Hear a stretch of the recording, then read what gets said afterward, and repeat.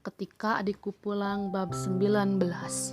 Semua orang telah berkumpul di ruang keluarga. Tatapan Aksa berbeda, dia terlihat kesal. Pasti gara-gara kalah saing tadi. Aku dan Bang Agam duduk di kursi dekat meja TV. Raut wajah suamiku biasa saja. Sedangkan aku sudah gugup dan merangkai kalimat untuk menjawab pertanyaan bapak nanti. "Ada apa, Pak?" tanya Bang Agam. "Kenapa abang bayar tagihan tadi?" tanya Aksa menggebu-gebu. "Karena aku dan istriku ikut makan." "Abang sengaja kan ingin membuatku malu di depan Pak Rian?" Aksa sudah kehilangan kesabaran. Inilah sifatnya yang asli, tidak ingin tersaingi oleh siapapun termasuk kakaknya sendiri. Bahkan selama ini Aksa seperti senang melihat Bang Agam berada di bawahnya. Di depan ibu bapak dia terlihat manis dan menunjukkan sikap seolah-olah ingin membantu. Namun pada kenyataannya semua itu hanya sandiwara, sebab Bang Agam pernah meminta bantuan Aksa berupa uang untuk modal berdagang. Tetapi adiknya itu beralasan tidak punya uang, padahal Bang Agam hanya ingin meminjam 300.000 saja. Setelah Aksa kembali ke kota, setelah hari raya, Bang Agam menanyakan soal kerjaan di kafe Aksa, tetapi dia menolak dengan alasan sudah penuh. Padahal baru beberapa hari yang lalu dia menawari Bang Agam. Untung saja suamiku hanya mengetes adiknya itu. Toh sekarang juga dia sudah mempunyai usaha.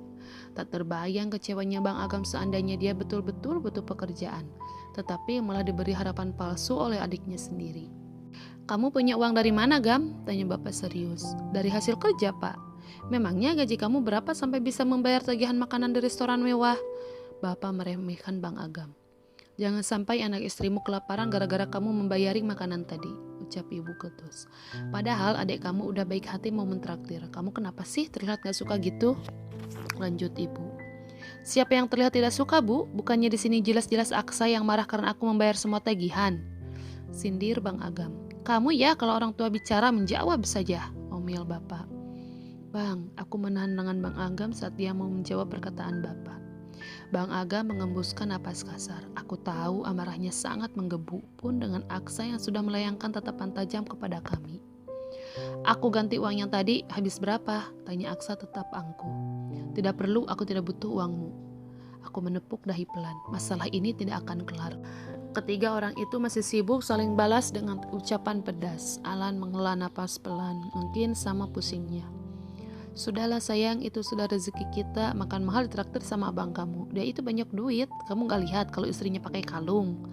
Makta Aksa menilik leherku. Aku mengalihkan pandang karena malu. "Itu kalung mainan, Amanda," ujar ibu.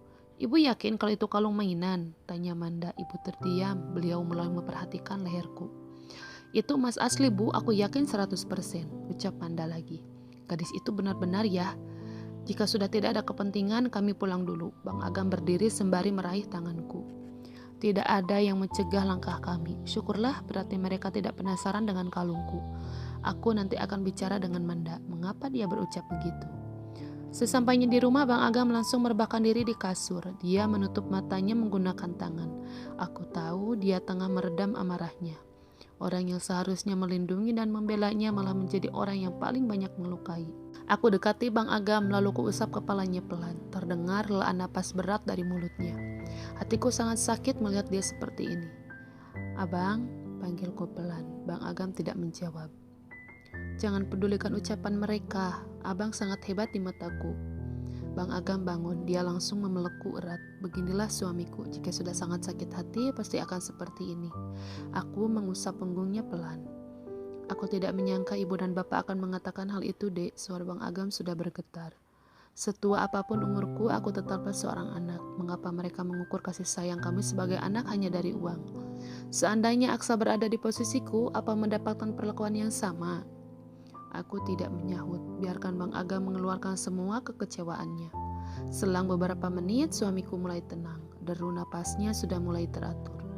Kami melerai pelukan, aku tersenyum hangat padanya. "Menangislah Bang, jangan hanya karena abang laki-laki jadi malu untuk menumpahkan kesedihan." Aku melihat mata Bang Agam berkaca-kaca. Dia berkedip, air matanya lolos seketika. Dia menghapusnya kasar, lalu mengembuskan napas perlahan. "Jangan beritahukan hal sebenarnya, Dek. Bilang saja abang mendapatkan bonus besar dari Pak Wijaya karena telah mengabdi pada beliau selama bertahun-tahun. Kenapa kita harus terus menyembunyikannya, Bang? Bukankah ibu dan bapak tidak akan merendahkan abang lagi kalau tahu abang sudah sukses?" Belum saatnya dek, usaha abang yang dua kan belum sukses benar. Lagi pula abang sedang menyelidiki sesuatu. Seperti yang abang katakan waktu itu, aku pasrah saja, terserah Bang Agam. Hanya saja aku tidak terima melihat suamiku terus dihina oleh keluarganya. Abang, nanti sore belanja ke mall yuk, sekali ngajak Asti bermain pasti dia akan senang. Ya dek, abang juga mumet terus kerja, belum lagi kejadian siang ini, kita butuh udara segar. Kamu dan Asti belanja sepuasnya. Aku mengangguk setuju. Alhamdulillah akhirnya aku bisa merasakan apa itu jalan-jalan sambil belanja tanpa takut uang akan kurang. Aku bilang kepada Bang Agam akan membeli banyak makanan untuk para tetangga dan juga gelandangan. Aku dan Mak Agam berangkat menggunakan mobil Rian. Lelaki itu meminjamkan salah satu mobilnya. Asti sangat senang bisa diajak jalan-jalan. Aku mencium pipinya gemas. Ibu, aku boleh beli baju nggak? Tanya Asti. Boleh dong sayang, pokoknya kamu bisa beli apapun yang kamu mau. Hore, tapi ibu memangnya punya uang? Wajahnya berubah sendu. Aku paham perasaan Asti. Selama ini dia hanya bisa memendam semua keinginannya karena tahu keadaan orang tuanya seperti apa. Terkadang dia pura-pura kenyang agar tidak diberi uang olehku untuk jajan. Asti juga tidak pernah meminta dibelikan seragam atau keperluan sekolah lainnya. Saat ku tahu sepatunya bolong, lalu aku bertanya, kenapa kamu gak bilang sama ibu nak? Sudah berapa lama sepatunya begini? Maaf bu, aku gak mau ibu kepikiran. Asti menangis sambil menunduk. Seperti pisau menyayat hatiku, sangat perih. Kupeluk Asti seraya meminta maaf karena belum bisa memenuhi kewajibanku sebagai orang tua. Asti jangan khawatir, ayah punya uang untuk membeli apa yang anak ayah mau, ujar Bang Agam. Beneran ya, alhamdulillah aku senang banget. Aku pengen beli baju panjang bu, terus pakai rok yang zaman sekarang itu loh bu. Teman-teman Asti udah punya semua. Iya sayang, kamu beli saja bersama ibu, ayah gak ngerti soal pakaian. Sesampainya di mall, tempat yang pertama kali kami tuju adalah toko pakaian. Asti memilih beberapa kemeja serta atasan lainnya untuk bermain. Dia juga mengambil celana juga rok untuk setelannya. Bang Agam sibuk menelpon, katanya dari Rian. Bang, udah nelponnya? Tanyaku sembari menepuk bahunya. Sudah dek, belanjanya udah, tanyanya balik. Iya bang, ayo ke kasir bayar dulu barang-barangnya. ATM kamu mana? Bayar pakai itu saja biar aku yang ambil uangnya. Katanya mau dibayarin sama abang. Aku mengerucutkan bibir. Bang Agam terkekeh pelan. Gemes banget sama kamu, ujarnya sembari mencubit pipiku pelan. Sudah belasan tahun menikah, tetapi pipiku tetap terasa hangat saat mendapatkan perlakuan manis darinya.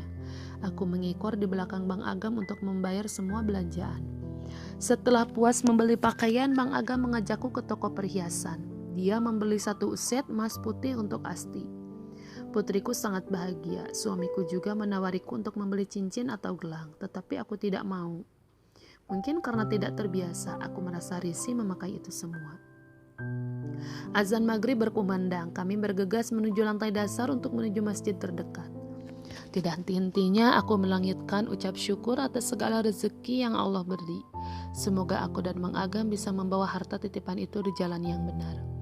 Sekarang Asti mau kemana lagi? Tanya Bang Agam di halaman masjid. Mau makan ya, aku lapar.